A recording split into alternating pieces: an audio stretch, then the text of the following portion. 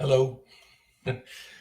Well, in the ever-changing work at figuring out how to do this filming in a sustainable way, I've done a little bit of a change up. I'm going to figure out multiple camera filming soon, so we'll be over this strangeness. But we're starting today with we wanted to start with one of the most common brewing techniques in most people's homes. When I go out and do demos where I'm talking with folks, and I know this happens in our cafes too, we ask people when they're getting whole bean, how do you brew coffee at home? And so many people say French press. So we have great materials online, but we thought we'd do this little live video here today. We're going to be doing these every day. Most days we'll have a technique, a home brewing technique, and then we'll also have kind of a broad coffee education technique. They'll be going back and forth. And the times right now are at 9 o'clock and 2 o'clock. We'll be having these tutorials every day throughout throughout the next month or two, probably. So today, home brewing with the French press. So there's some things you're going to need. First, of course, is a French press, right? This is what's called an 8 cup. It's by Bodum. It has two parts. It has the container, and then it also has the actual, we call it press. And it's composed of several different pieces, 3 pieces, which all screw together. The key part of it, of course, is this mesh frame, which is the screen that separates coffee grounds from the water. Later on, we're going to have a coffee gear cleaning class, and we'll actually disassemble a French press and talk about different components and why it's important to keep it clean. All right, so in addition to the actual French press, we have to have a source of hot water. In this case, I'm using a kettle, a plug-in electric kettle. We need to have some way to measure both the coffee and the water. You can either do it by weight or you can do it by volume.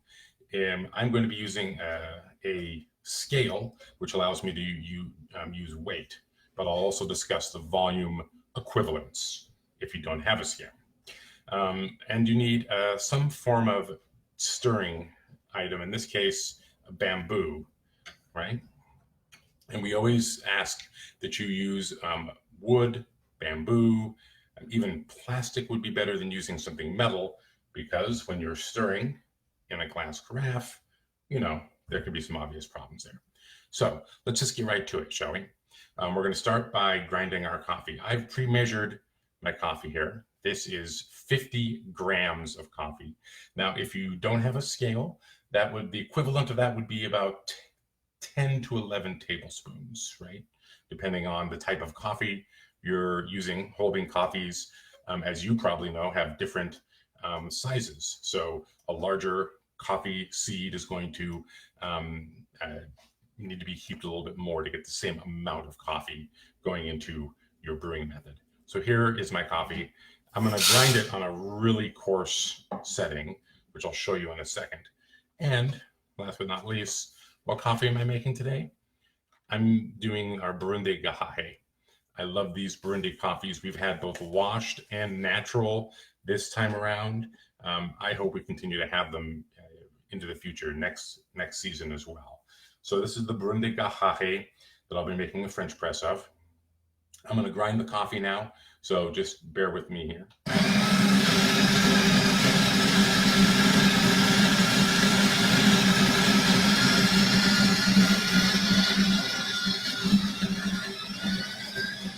Okay, so now when you're using a scale, what you'll want to do is we can always start off by preheating our French press a little bit. I'm going to set that over here. I now want to show you what the coffee coarseness looks like.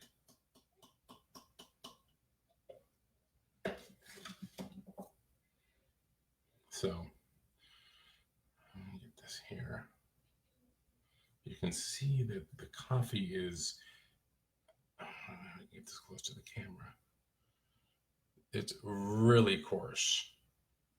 I mean, relatively. And the reason for that is that this way of brewing coffee is what we would consider a full immersion technique, which means that the coffee is going to go into this container. We're going to add water and agitate it, and then the coffee is just going to float in the water.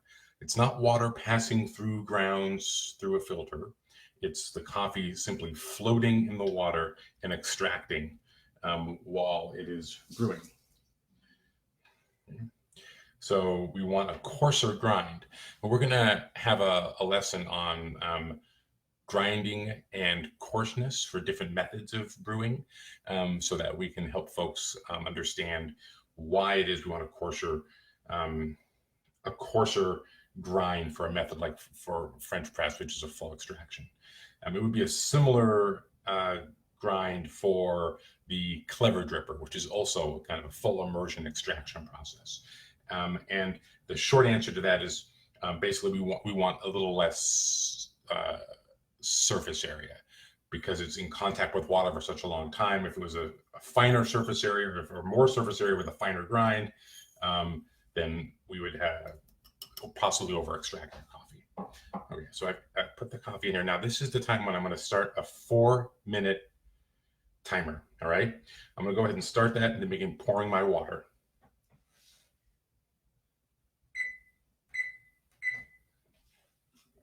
And in this case, I'm going to tear my scale down to 0, and I'm adding approximately 850 grams of water. Now, if you don't have a scale, that would be about 30 ounces.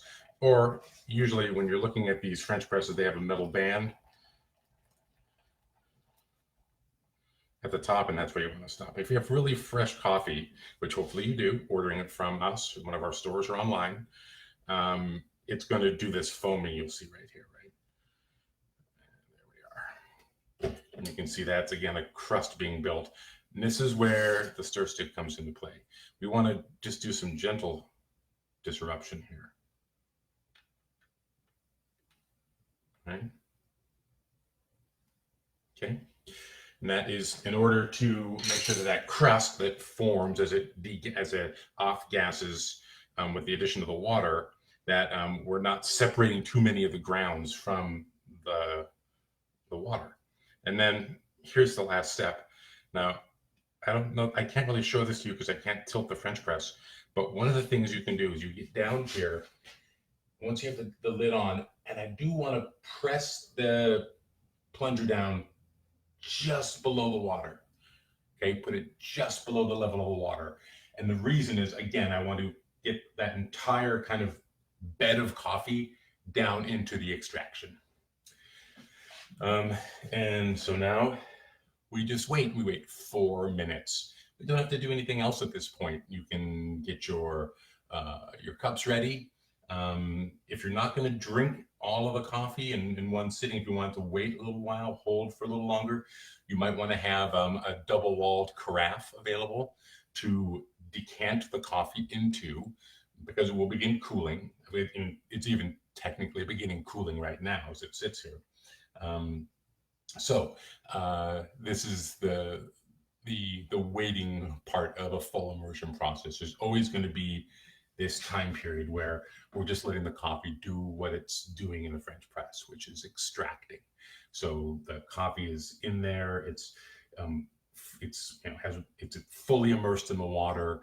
It's performing the function of the non-water solubles coming forward and being released into the water, and then floating on the top. So this is a key thing to know about this type of brewing.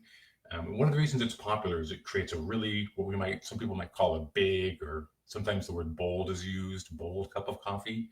And that has to do with the type of filtration that it's using. So because it uses a metal filter,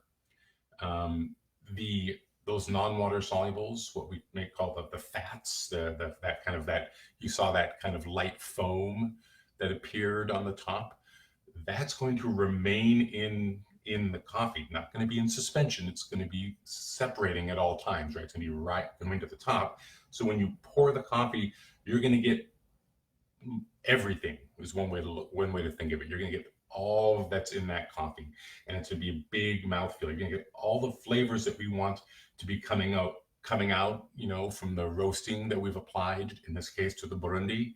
And it's really going to fill your mouth. The body of the coffee is probably going to feel more prevalent than maybe the acidity of the coffee, especially maybe with this African variety that we're working with today. So just one thing to know about the French press style. One of the reasons it's popular is because it just creates that big kind of punch in the palate kind of cup of coffee that a lot of people like. There's my timer. And now the French press.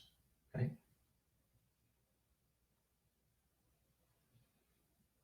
The plunger has moved down through the water. It is separated out the coffee. You see the grounds right down here. And now it's time for you to pour and enjoy. Thanks so much for visiting us today. We'll see you later today with another presentation at 2:00. It's really great sharing the space with you. Even though we can't be with a lot of folks face to face, we know that we get to be with you this way, and we hope that you're enjoying your coffee and it's making your day a little bit brighter. Okay, see you tomorrow.